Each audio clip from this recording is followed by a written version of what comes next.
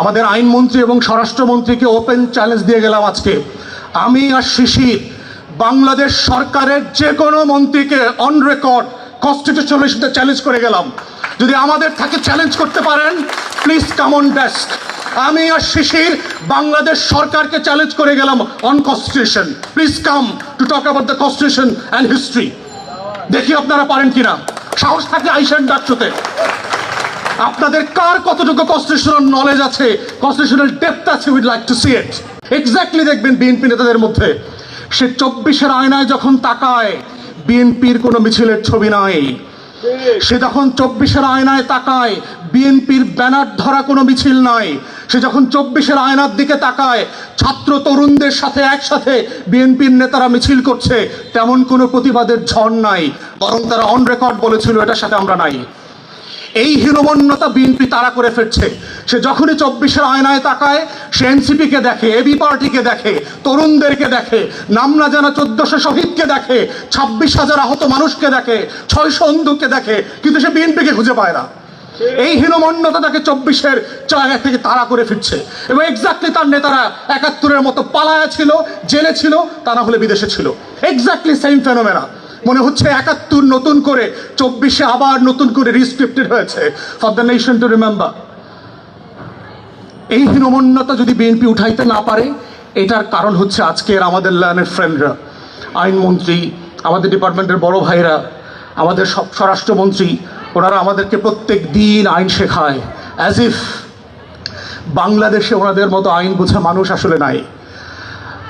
ডাকসুকে অনুরোধ করছি, আমাদের আইনমন্ত্রী এবং স্বরাষ্ট্রমন্ত্রীকে ওপেন চ্যালেঞ্জ দিয়ে গেলাম আজকে। আমি আর শিশির বাংলাদেশ সরকারের যে কোনো মন্ত্রীকে অন রেকর্ড কনস্টিটিউশনাল ইস্যুতে চ্যালেঞ্জ করে গেলাম।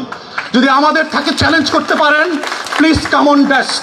আমি আর শিশির বাংলাদেশ সরকারকে চ্যালেঞ্জ করে গেলাম on constitution. Please come to talk about the constitution and history. দেখি আপনারা পারেন কিনা। সাহস থাকলে আইসেন ডাকতে। আপনাদের কার কতটুকু কনস্টিটিউশনাল নলেজ আছে, কনস্টিটিউশনাল ডেপথ আছে, উইড লাইক টু সি ইট। বাংলাদেশে বোগাস আর্গুমেন্ট দিচ্ছেন পার্লামেন্টে, বোগাস মিসলিড করছেন, মিথ্যাচার করছেন।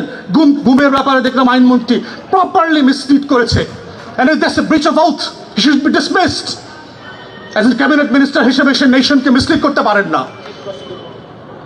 তো সেই জায়গাতে আমরা বারবার বলছি, এই জাতিকে আমরা ওয়ার্ন করছি, আমাদের তরুণদেরকে আমরা বলছি যে এটা এক অনিবার্য বিপ্লবের বাস্তবতা তৈরি করছে। প্রথম এবং দ্বিতীয় বিশ্বযুদ্ধ নিয়ে যারা হিস্টোরিয়ান আছেন তারা বলেছেন যে এটা আসলে দুইটা বিশ্বযুদ্ধ ছিল না, it was a one world war with a long ceasefire. অমীমাংসিত জায়গা ছিল।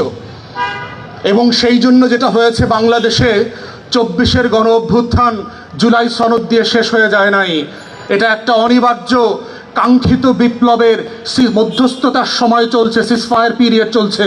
এবং আমরা দেখতে পাচ্ছি আকাশে যে টর্নেডোর কালো মেঘ বৈশাখের চেপে বসেছে, এই রাজনীতির কালো বৈশাখ আবার কয়দিন পরে এই রাজনীতির আকাশে ফিরে আসবে। আমাদের তরুণরা আবার মুক্তির লড়াই নিয়ে আবু সাইদ, মুগ্ধ, ওয়াসিম, শরীফ ওসমান হাদির মতো আবাবিল হয়ে আবার বাংলার আকাশে ফিরে আসবে, শুধুমাত্র এইটা বলবার জন্য বুকের ভেতর অনেক ঝড়, বুক পেতেছি গুলি কর।